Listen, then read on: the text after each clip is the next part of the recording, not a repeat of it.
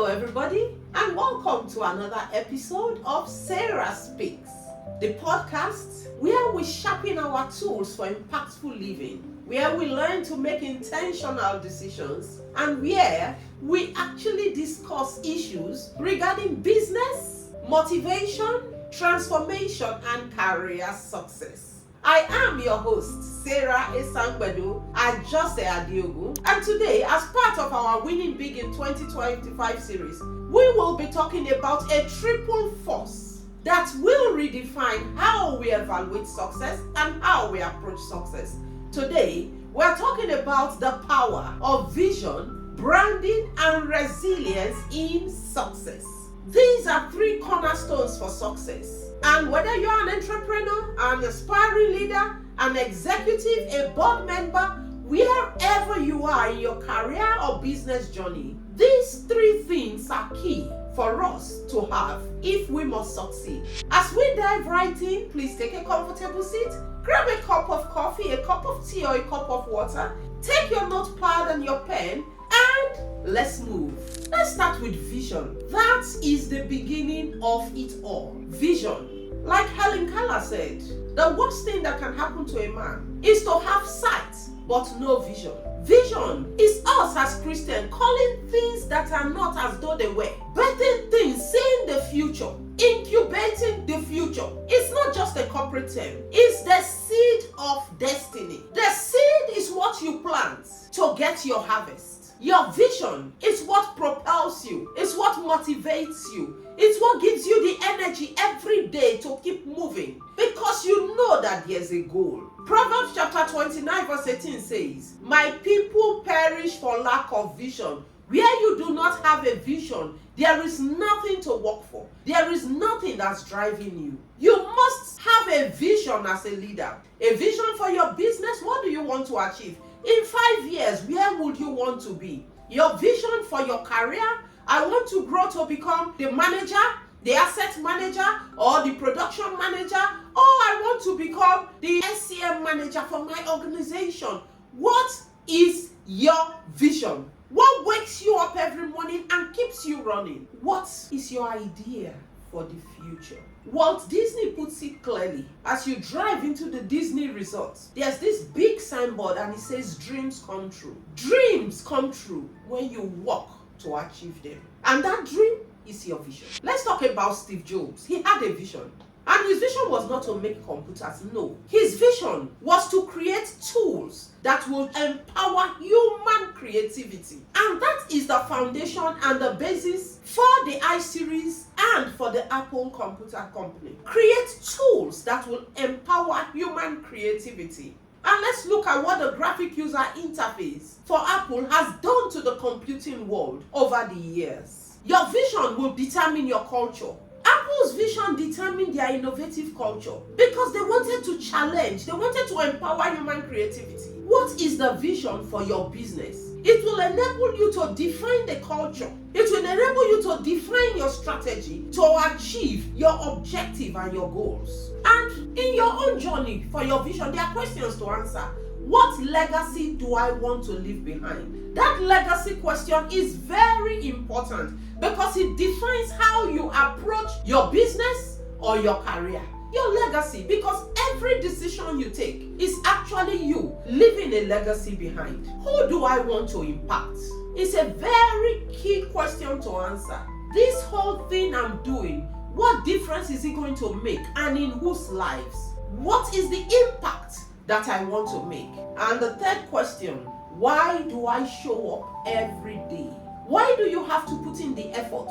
Why do you have to put in the energy? Why do you need to wake up every morning and keep going? Once you have been able to define your vision and you are now working your vision, you now need to determine your branding. Whether as an organization, whether as a person, you must have a brand. And that brand is what you are known for. Your brand is your promise to the world. It's what determines how you show up every day. Anywhere in the world where you see that yellow and red pectin, it tells you that this is Shell. And what is the Shell brand? Where you see that Apple logo, you know that this is Apple. What is the Apple brand? Your brand tells the world who you are.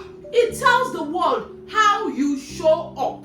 Branding is key. Branding is important. Branding is what people say in the room about you as an individual when you are not there. And your brand precedes you. When the discussion is going on and a consultant needs to be pulled in, your name comes up in a room where you have never entered, because people now associate you with excellence. Say, oh, if you bring TISU Consulting into this discussion, they are known for excellence. They are known to deliver above the value that you have negotiated with them. Your brand is key.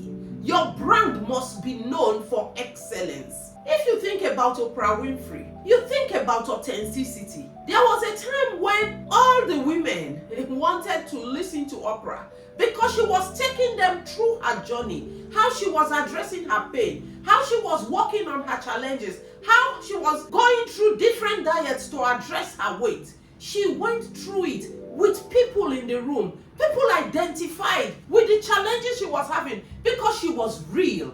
And that is what made her talk show to grow to where she is today. She's identified with vulnerability. She's identified with authenticity. She's identified with empowerment, because through her own struggles and her own journey, she has now set up a foundation to help vulnerable girls around the world, empower them to become greater tomorrow. And that is what she's now known for. Not just a talk show personality, not just a media mogul.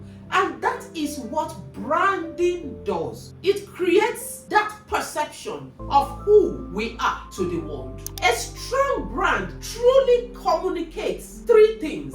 Number one, who you are. Your brand tells the world who you are. Number two, your brand tells the world what you stand for. And your brand tells the world why they should care. Have you defined your brand? Have you taken these three questions into consideration in defining your brand? Do you know who you are? Do you know what your business is? Do you know what you stand for? Can people attest to the fact that this is who you are and what you stand for? No, Sarah is known for her values. TISU Consulting is known for her values. They respect people. They are innovative.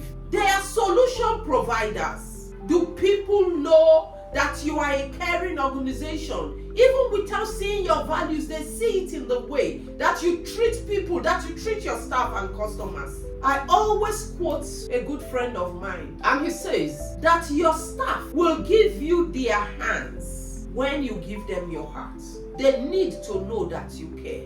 And if you are a caring organization, you are an organization that is on the right path to greatness. And Ecclesiastes chapter 9 verse 10 reminds us that whatever our hands finds to do, we must do it with all our might. Do it right, because your excellence becomes a part of your brand. And like Jeff Bezos has said, he says that your brand is what people say about you when you are not in the room. When you are not in the room, is the testimony yeah and amen? Or is the testimony nay? That's a question for you to answer, because you cannot pretend forever. After your values and your branding comes another key component of success, and that is resilience.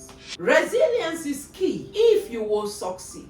No journey that is worth pursuing comes without resistance. Resilience is what keeps you going. It's what makes you stand up after you have fallen. It's what makes you decide to invest again after the big loss of yesterday. Resilience makes it possible for you to keep going. And I tell people that without resilience, there can be no consistency. Because resilience is what makes you consistent despite the challenges that you face. And like they say, consistency is the mother of excellence and the mother of expertise. Galatians chapter 6 verse 9 says, "Let us not be weary in good doing, for we know that at the proper time we will reap our harvest." Jacob sowed in the midst of a famine. It tells you for him to till the ground when there had been no rains, When the earth was hard and dry, it made it extremely difficult for him to plant. But do you know what? He must have watered that soil. He must have dug that ground. He must have tilled it to the point and tended his crop to the point where it could grow. It's not just that he opened the ground and put the seed and left it in the soil. He put in the extra effort that was required for the blessings of God to manifest. And that is what we want to understand. God works with principles. As you put in the effort, he will back it up with his blessing. Let me tell you, your vision will be tested. Your brand will be questioned. But resilience is what will keep you going. When those questions come, when that testing comes, resilience keeps you going. Let us look at J.K. Rowling, the author of Harry Potter. 12 times her manuscript was rejected. She was told she wasn't good enough. She was told the manuscript will not make it. I love talking about J.K. Rowling because I see a woman who looked failure in the face and defied it and said, "You don't know this woman. I will make it." And from every disappointment, she bounced back and she tried again. And she tried again. And she tried again. 12 rejections. But the 13th time, she got a yay. And like they say, the rest is history. We all know about the Harry Potter series. It has been done and redone in different ramifications. And the success of the Harry Potter series, we cannot even begin to talk about it. But if she had given up, that manuscript would have remained in the realms of manuscripts for the rest of history. But because she was resilient, because she was confident, because she knew that what she had was great, and it didn't matter what the world called it, she knew that she was great and she was resilient in pushing it through. So resilience doesn't mean that you will not fall. It means that you will rise again after every fall. It means that you will rise with strength and with lessons that will help you move forward with power. And as Winston Churchill says, he says, success is not final and failure is not fatal, but it is the courage to continue that counts. Do you have the courage to continue? It takes courage, it takes confidence and resilience. Let me tell you something. The difficult times will surely arise. Watch my podcast on Success is an Uncomfortable Journey, and you will hear some more about the challenges of success. But as the Bible says in the book of Job, it says, there is hope for a tree, that though it be cut down, at the scent of water, it will bud again. You are stronger than a tree. I keep saying that. We are made stronger than trees and plants. This lie that the world is giving us, that we are so weak, is a lie. We are strong. The child of a lion is a lion. We are strong. There is nothing that we cannot do. I am Christian. I know that we all have different beliefs and different faiths. But whatever you believe in, when you hold on to it, I have come to realize that the different faiths of the world always recognize the strength that God has created and imbued in each and every one of us. The strength to be extraordinary, the strength to defy the challenges and to actualize the success and come out on top. God has put it in each and every one of us, and we must walk in the knowledge of our calling. So here's your challenge this week. Clarify your vision. Write it down. The Bible tells us that we should write down the vision, make it plain, that they that see it will run with it. Do you know your vision? Have you written it down? Have you shared it? Are you working to actualize that vision? Write it down. Audit your brand. Is it truly aligned to who you are? Does your brand showcase your authenticity? Does it tell the world who you truly are? You must be authentic. You must be true to yourself. You must be true to your values. You must make decisions based on who you are, not to impress. That is what authenticity looks like. Strengthen your resilience. Lean on your community.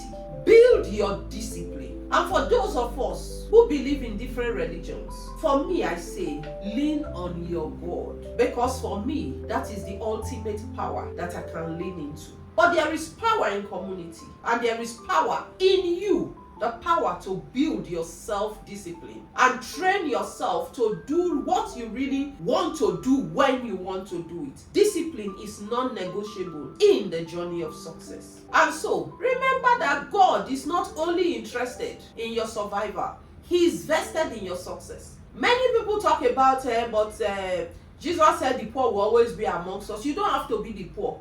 And He didn't say that necessarily your name must be written amongst the poor. He says He will bless the work of our hands. And you can partner through vision, through branding, and through resilience to achieve all that God has called you to become. So as we end today's episode, I want to ask you, what is your brand?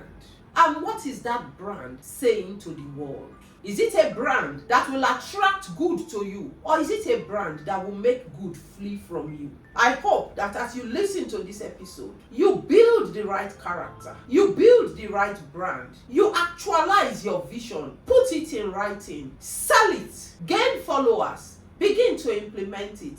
And through it all, remember that it takes us failing forward every time for us to ultimately succeed. Until next time, keep growing, keep learning, keep falling forward. If this episode resonated with you, please like, share, comment, share your thoughts. And together, let's all grow big and succeed together in 2025 and for many years to come. Shalom. Have a great day.